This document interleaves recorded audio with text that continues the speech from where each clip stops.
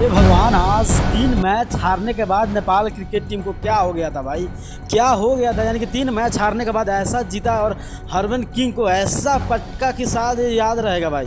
क्योंकि 3 मैच हारने के बाद बहुत सारे कमेंट आ रहे थे, बहुत मिन बन रहा था नेपाल क्रिकेट के ऊपर, मगर नेपाल क्रिकेट ने दिखा दिया।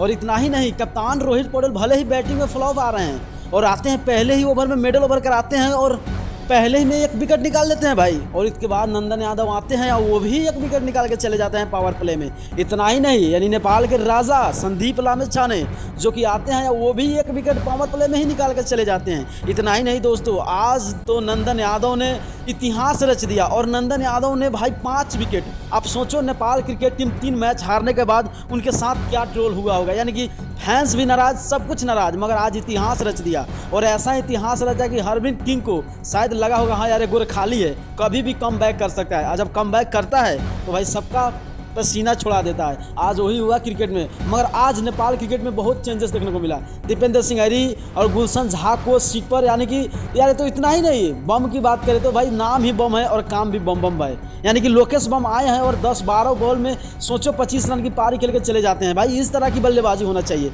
और नेपाल क्रिकेट में लोकेश बम की बल्लेबाजी शायद सबने देखा होगा। तो आप लोग क्या सोचते हैं कि लोकेश बम आने वाले मैचेस में कुछ अलग कर सकते हैं या नहीं? अपना राय जरूर कमेंट कीजिएगा। और चेंजेस चाहिए या नहीं क्रिकेट में, अपना भी कमेंट कर दीजिएगा। और नए हो तो चैनल को सब्सक्राइब करते हुए फेस को जरूर फॉलो कीजिएगा।